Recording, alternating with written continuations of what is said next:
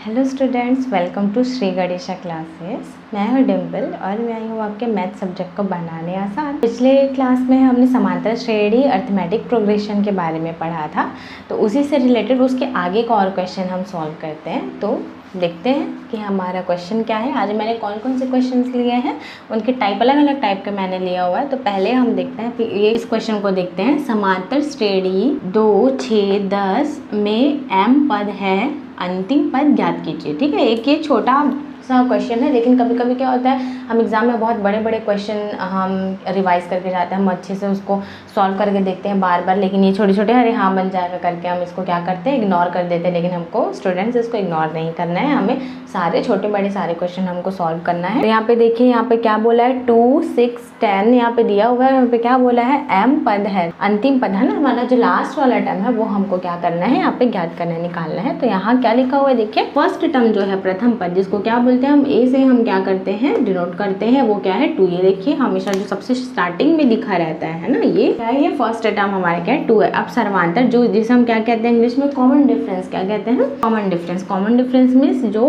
बाद वाला जो टर्म है ना, उसको फर्स्ट वाले टर्म से क्या करना है, उसको क्या करना है, माइनस कर देना है। तो ये देखिए 6 - 2, तो कितना आया स्टूडेंट, 6 - 2 किए तो 6 - 2 किए तो कितना आया, 4 आया है ना। तो हमारा कॉमन डिफरेंस कितना निकला, 4 निकला।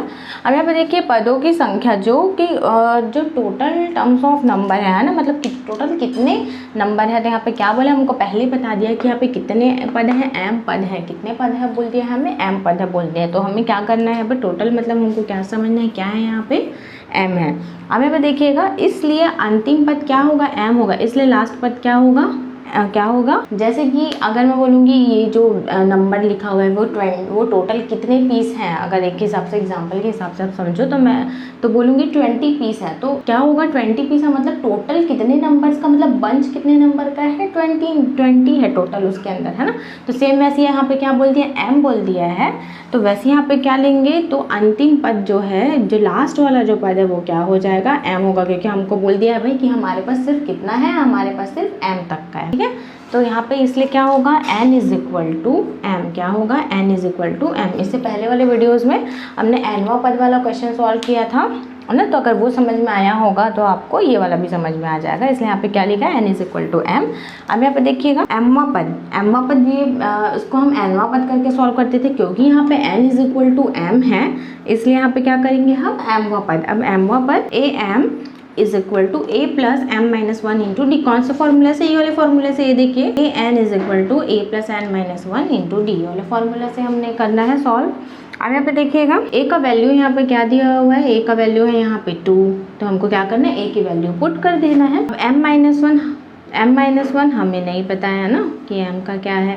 अब यहाँ पे देखिए, अब यहाँ पे क्या है, ये d है, तो हमने क्या करा, कॉमन डिफरेंस d का वैल्यू यहाँ पे पुट कर दिया। अब यहाँ पे देखिएगा, ये जो 4 है उसका पहले m से मल्टीप्लाई होगा, उसके बाद इस 4 का फिर इस 1 से मल्टीप्लाई होगा। 4 का m से 4m, 4 का 1 से 4 1 जा, देखिए 2 + 4m - 4। अब यहाँ पे देखिए ये बस m वाला टर्म है, इसके साथ तो और कोई m वाला टर्म नहीं है। यहाँ पे देखिए बिना m वाला टर्म है, यहाँ पे भी बिना m वाला टर्म है ना। तो 2 - 4, उसके साइन को लेके हम चलेंगे, 2 - 4। यहाँ पे देखिएगा 2 - 4 है, तो 4 में से 2 जाएगा, कम होगा, तो कितना बचेगा, -2 बचेगा, क्योंकि बड़ा नंबर क्या है, 2 और 4 में 4 बड़ा है, बड़े नंबर के सामने कौन सा साइन है, माइनस का साइन है ना। 4m - 2, तो ये हमारा क्या हो जाएगा आंसर, ये वाला 4 है। और इन दोनों में क्या करें, 4 में से 2 कम करें तो कितना बचा, -2 बचा, तो 4m - 2 ये हमारा क्या होगा, आंसर होगा। अब यहाँ पे देखिएगा, हम अगला क्वेश्चन में चलते हैं। अगले क्वेश्चन का क्या टाइप है, इसे कैसे सॉल्व करते हैं। क्या समांतर श्रेणी 5, 11, 17, 23 का कोई पद 301 है, ये बोल रहा है ना, 301 है। तो हमको क्या करना है, हमें नहीं पता कि कौन किसका पद है ना, ये हमको क्या बोले, यही हमको क्वेश्चन में पूछा है कि क्या इसका कोई पद क्या है, 301 है। हमको क्या करना है, उसका रीजन भी बताना है ना, हमको उसका क्या बोला है, कारण भी आप बताइए बोला है ना। तो सबसे पहले यहाँ पे फर्स्ट टर्म हम देख लेते हैं। पहला पद जो है हमारा क्या है, पहला पद हमारा क्या है, 5 है ना, 5 है। अब हमारा सर्वांतर जो है, कॉमन डिफरेंस जो है d, वो क्या है, सेकंड वाले टर्म को फर्स्ट वाले टर्म से क्या करना, माइनस करना। तो 11 - 5 कितना आया, 6 आया। अब यहाँ पे देखिएगा, माना nवां पद कितना है, 301 है, 301 है ना, क्योंकि हमें तो पता नहीं, तो कोई पद क्या बोल दिया है, 301 है, इसलिए हम उसको क्या मानेंगे, nवां पद कितना मानेंगे, 301 मानेंगे, है ना। अब यहाँ पे देखिएगा, इसलिए क्या हो गया, nवां पद है, इसलिए an इज इक्वल टू 301। अब क्या करना है, हमें n का मान ज्ञात करना है, ठीक है। हमें क्या करना है, हमें किसका वैल्यू निकालना है, हमें n का किसका वैल्यू निकालना है, n का वैल्यू निकालना है। अब यहाँ पे देखिएगा फॉर्मूला क्या है, an is equal to a plus n minus 1 into d, यही वाला फॉर्मूला फिर से यूज हो रहा है। अब यहाँ पे देखिएगा, ये जो an है, ये an की वैल्यू हमने रख दिया है यहाँ पे, कितना है ये देखिएगा, an का वैल्यू कितना है 301, कितना है 301। तो यहाँ पे मैंने क्या पुट कर दिया, 301 पुट कर दिया। यहाँ पे लिखा a जो फर्स्ट टर्म है क्या है यहाँ पे 5, वो हमने यहाँ पुट कर दिया। अब क्या है n माइनस 1, यहाँ पे n क्या है, n के बदले देखिए n माइनस 1 हो गया। अब यहाँ पे d क्या है, d की वैल्यू क्या है यहाँ पे, जो हमारा कॉमन डिफरेंस है स्टूडेंट्स, कॉमन डिफरेंस का वैल्यू यहाँ पे क्या दिया हुआ है, 6 दिया हुआ है ना। अब हम क्या करेंगे, इस 6 का मल्टीप्लाई पहले इस n से होगा, फिर इस 6 का मल्टीप्लाई 1 से होगा। तो क्या करेंगे, 6 का मल्टीप्लाई पहले n से करें, उसके बाद ये 6 का मल्टीप्लाई 1 से करें। तो 6 का n से मल्टीप्लाई होगा तो क्या हो जाएगा 6n, और 6 का 1 से मल्टीप्लाई होगा तो क्या हो जाएगा 6। अब यहाँ पे देखिएगा, ये जो n वाला टर्म है वो अकेला है ना, यहाँ पे बिना n m या ABCD बिना उसके सिर्फ जो नंबर है उसमें क्या है 5 और -6। तो -6 में मतलब ये 6 में ये 5 को क्या करेंगे, माइनस करेंगे। तो 6 में से 5 जाएगा तो कितना बचेगा, 1 बचेगा, मतलब -1 बचेगा, क्योंकि बड़े नंबर के सामने माइनस का साइन है ना, इसलिए यहाँ पे माइनस लिखेंगे। तो 6n माइनस 1, तो 300 is equal to 6n minus 1, ये हो गया हमारा। अब यहाँ पे देखिएगा, अब यहाँ पे क्या करना है, ये देखिए यहाँ भी नॉर्मल नंबर्स है जिसमें कोई ABCD n m n ये कुछ भी नहीं है ना, यहाँ पे भी क्या है -1 है। तो हम क्या करते हैं, ये जो -1 वाला टर्म है इसको हम क्या करते हैं, हम इसको दूसरे तरफ हम इसको ट्रांसफर कर देते हैं। तो जो -1 है वो इधर आके क्या हो जाएगा +1, ये देखिए +1 हो गया, 300 + 1 302 हो गया। अभी यहाँ पे देखिए 6n, मतलब 6 का n के साथ क्या है, मल्टीप्लाई में है ना, 6n के साथ किस में है, मल्टीप्लाई में है, ठीक है। तो अब हम क्या कर रहे हैं, फिर से इसको जो 6 है उसको क्या करते हैं, हम फिर से ट्रांसफर करते हैं दूसरे इक्वल के दूसरे साइड में। तो वो क्या होता है, अगर वो डिवाइड है तो मल्टीप्लाई होगा, मल्टीप्लाई है तो डिवाइड होगा, प्लस है तो माइनस होगा, माइनस है तो प्लस होगा। तो यहाँ पे क्या है, ये पहले से ऑलरेडी किस में है, मल्टीप्लाई में है, तो ये क्या हो जाएगा, ये डिवाइड में हो जाएगा। ये देखिए, तो मैंने क्या कर लिया, इसको डिवाइड कर लिया, ठीक है, 302/6। अभी देखिए, अब हम इसको डिवाइड करके देखते हैं।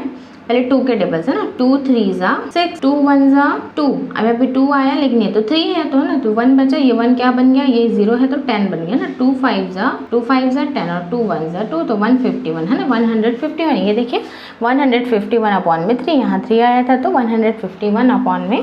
अब यहाँ पे देखिए, चूंकि n पदों की संख्या है, n क्या है, पदों की संख्या है, अतः धनात्मक पूर्णांक होना चाहिए। हमारा पूर्णांक क्या होना चाहिए, धनात्मक होना चाहिए। इसलिए 301 जो है, 301 जो है वो दी गई समांतर श्रेणी का कोई पद नहीं है, और यही हमें दिखाना था, या हमको सॉल्व करके यही देखना था कि जो 301 है, 301 जो है वो इसका पद है या नहीं है। तो हमें क्या पता चला कि जो 301 है वो दी गई हमारी जो समांतर श्रेणी, जो अर्थमेटिक हमारा प्रोग्रेशन है, उसका कोई भी ये पद नहीं है, ठीक है। तो हमको उसको, अगर इस टाइप से कोई भी क्वेश्चन आते हैं तो हमको उसको ऐसे ही समझना है। और ये फॉर्मूला तो आपको बहुत अच्छे से याद कर ही लेना चाहिए। जो nवां टर्म है उसका फॉर्मूला क्या होगा, a + n - 1 इंटू डी। इसको हम ऐसे ही सॉल्व करें। स्टूडेंट्स, अब हम अगला क्वेश्चन देखते हैं। अगला क्वेश्चन क्या है, एक समांतर श्रेणी में 50 पद है जिसका तीसरा पद 12 है और अंतिम पद जो लास्ट वाला टर्म है वो कितना है, 106 है।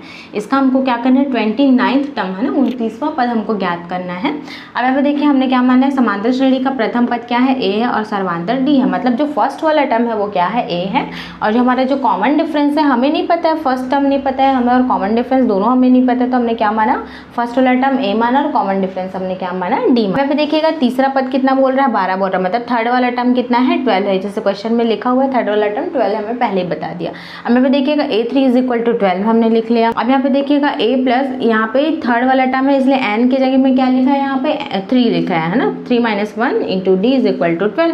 अब ये देखिए 3 में से 1 जाएगा तो कितना बचेगा, माइनस कर रहे हैं तो 3 में से 1 जाएगा तो 2 बचेगा, तो 2d हो गया ना, ये वाला d, a + 2d = 12। इसको क्या नाम दिया हम लोग, इक्वेशन 1 बोल दिए। अब यहाँ पे देखिएगा, और अंतिम 50वां पद कितना बोल रहा है, 106। मतलब जो लास्ट वाला टर्म देखिए, अंतिम पद जो है वो कितना है, 106। और टोटल कितने पद है इसमें, टोटल कितने हैं, 50 पद है। क्या बोल दिया, श्रेणी में कितने पद है, पूरे 50 पद है ना, मतलब एक पूरा एक बंच है, समझ लो, बंच बोलना चाहिए। लाइन से अगर कुछ भी सामान रखा हुआ है, जिस नंबर्स रखे हुए हैं, तो टोटल कितने नंबर्स हैं उसमें, 50 नंबर्स हैं। उसका जो लास्ट वाला टर्म है वो क्या बोल दिया है 106 है। तो ये देखिए इसको हम ऐसे लिखेंगे, कौन सा वाला n मतलब nवां पद मतलब वो क्या है, उसको उसकी संख्या बता रहा है ना। तो यहाँ पे 50 बोल दिया, टोटल नंबर्स कितने 50, इसलिए यहाँ पे n के बदले में हमने क्या लिखा है 50 लिखा है।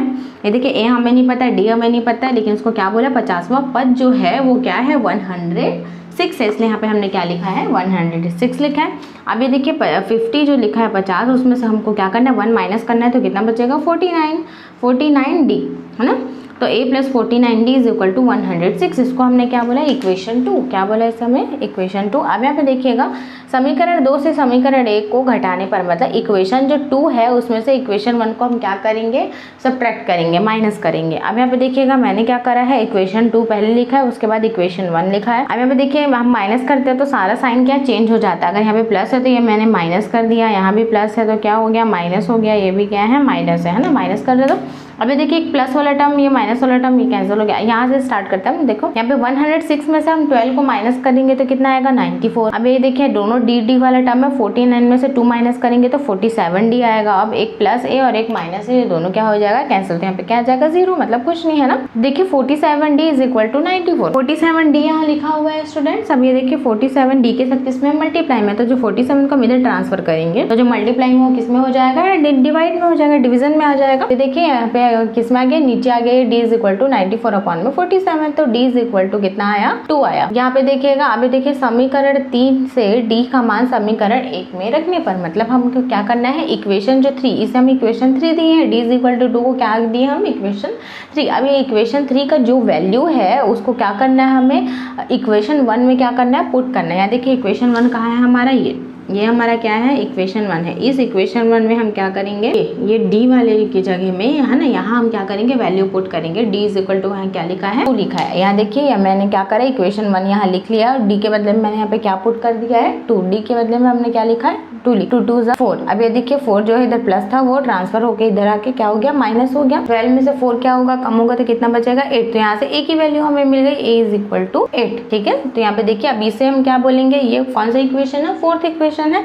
अब यहाँ पे देखिएगा अब हम क्वेश्चन में क्या बोला है यहाँ तक तो हो गया। अब क्या बोला है इसका 29 टर्म हमें ज्ञात करना है, 29वां पद हमें ज्ञात करना है। तो बस n के जगह में हमें क्या लिखना है 29। यहाँ पे भी कौन सा फॉर्मूला लग रहा है, कौन सा फॉर्मूला लग रहा है ये वाला an = a + n - 1 × d। यहाँ पे बस ये n के बदले में क्या लिख रहे हैं 29, यही हमको क्या है निकालना है, इधर वाला जो टर्म है वो हमको निकालना है कि कितना आएगा इधर का आंसर है ना। अब यहाँ पे देखिएगा 29 - 1 कितना होगा 28 होगा ना। अब यहाँ पे देखिए a की वैल्यू पुट कर दिया 8 और d की वैल्यू पुट कर दिया 2। तो यहाँ पे देखिएगा 8 यहाँ पे लिख लिया हमने प्लस लिख लिया। अब यहाँ पे देखिए 28 को 2 से मल्टीप्लाई करेंगे तो 56 आएगा और 56 को 8 को हम ऐड करेंगे तो कितना आएगा स्टूडेंट 64 आएगा।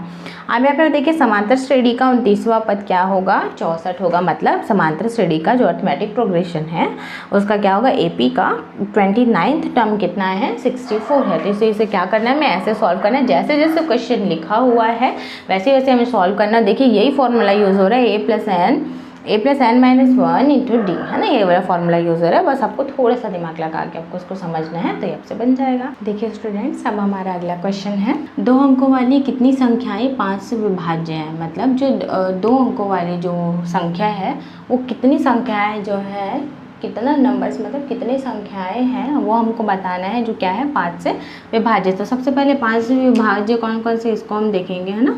5 से विभाज्य होने वाली 2 अंकों की संख्याओं की श्रृंखला निम्नानुसार है ना। मतलब जो कितने हो 2 डिजिट के होने चाहिए, कितने डिजिट होने चाहिए 2 डिजिट। जैसे कि ये 2 डिजिट वाले नंबर है जो क्या है 5 से क्या हो रहे हैं डिवाइड हो जा रहे हैं पूरा है ना। ये देखिए ये 10 है 15 ये भी 2 डिजिट है, 20 भी 2 डिजिट है और ऐसे हम आगे और जाएंगे देखेंगे तो लास्ट में क्या रहेगा 95 के बाद हम और आते हैं तो डायरेक्ट वो क्या हो जाएगा फिर वो 100 आ जाएगा जो क्या हो जाता है जो 3 डिजिट का हो जाएगा। लेकिन हमें 3 डिजिट वाले नहीं चाहिए ना, तो इसलिए लास्ट वाला कहाँ तक रहेगा 95 रहेगा। अब यहाँ पे देखिए यह एक समांतर श्रेणी है। ये देखिए अगर हम इसको देखेंगे तो ये क्या है ये AP जैसा दिखता है ना, अर्थमेटिक प्रोग्रेशन जैसा दिखता है। इसका प्रथम पद फर्स्ट वाला टर्म जो है A जो है वो क्या है हमारा 10 है और जो सर्वांतर जो कॉमन डिफरेंस है मतलब जो बाद वाले पद को पहले वाले पद से क्या करना माइनस करना। मतलब 15 - 10 कितना आएगा हमारा D कितना आएगा 5 आएगा, ठीक है। अब n टर्म जो है an = कितना है 95। मतलब क्या बोलना चाहिए ये जो लास्ट वाला टर्म है वो क्या है 95 95 है ना। अब यहाँ पे देखिएगा, अब क्या करना है हमको, फिर से यहाँ पे क्या करना है, फॉर्मूला लगाना है a + n-1 इंटू डी। अब यहाँ पे देखिएगा, यहाँ पे क्या बोल दिया, ये 95 बोल दिया, an = 95 हमको बता दिया। अब a की वैल्यू हमें रखनी है, a की वैल्यू रख दिया 10, n-1 रख दिया, ये भी n-1। अब यहाँ पे देखिए d की वैल्यू रखनी है, d की वैल्यू भी हमने रख दिया, यहाँ पे 5 है। अब यहाँ देखिए 5 का मल्टीप्लाई पहले किससे होगा, n से होगा, फिर इस 5 का मल्टीप्लाई किससे होगा, इस -1 से होगा, तो 5n-5 आ गया। अब यहाँ पे देखिएगा 5n-5 आया। अब 10 + 5 का n से मल्टीप्लाई 5n, अब यहाँ 5 का -1 से मल्टीप्लाई -5। अब यहाँ पे देखिए 95 हो गया, 5n + 5। अब ये देखिए जो +5 जो है वो ट्रांसफ़र होके कहाँ चला जाएगा, 95 के साथ, जो 95 के पास चला जाएगा, तो जो +5 है वो क्या हो जाएगा, -5 हो जाएगा। अब यहाँ पे देखिए 95 - 5 तो क्या हो जाएगा, 90। कितना बचा, 5n = 90। अभी देखिए 5 और n के बीच में क्या है, मल्टीप्लाई है। 5 और n के बीच में मल्टीप्लाई हमको दिख रहा है, तो क्या करेंगे, वो जो होगा 5 जो है वो क्या होगा, ट्रांसफ़र होके इक्वल के दूसरे साइड में जाके जो मल्टीप्लाई है वो डिवीज़न हो जाएगा, वो डिवाइड हो जाएगा। अब ये देखिए n = 90 अपॉन में आ गया, अपॉन में 5, ये ठीक है। अब ये देखिए 5 × 1 = 5, यहाँ पे भी 5 × 1 = 5, लेकिन ये तो 9 है ना, तो 5 हमने ले लिया, 4 एक्स्ट्रा बचा, तो यहाँ 4 आ गया, तो 4 0 40। तो 5 के टेबल में कितने टाइम्स में 40 आता है, 8 टाइम्स में आता है 40, है ना। कितने टाइम्स में आता है, 8 टाइम्स में। तो यहाँ पे क्या लिखा है, 8 मतलब 80। कितना हुआ, n = 80। तो ये हमारा क्या होगा, आंसर होगा 5 से विभाजित 2 अंकों वाली संख्या कितनी है, 18। मतलब टोटल उनका नंबर कितना है, 18 है। ठीक है, हमको क्या करना है, इसे ऐसे ही इसको सॉल्व करना है, इसको समझना है हमको। और जैसे जैसे क्वेश्चन में हमको बोला है, जैसे 5 से विभाज्य, हमको सोचना पड़ेगा कि वो किससे किससे डिवाइड होता है। और लास्ट जो 2 डिजिट वाले नंबर है, क्योंकि अभी 2 अंक वाली संख्या का बात करें, 3 अंक वाली संख्या का बात नहीं कर रहे, तो हमको ऐसे ही छोटे छोटे एक एक बात को ध्यान रख के इसको आगे करके हमको इसको सॉल्व करना है। इसको ऐसे ही हमको क्या करना है, समझना है।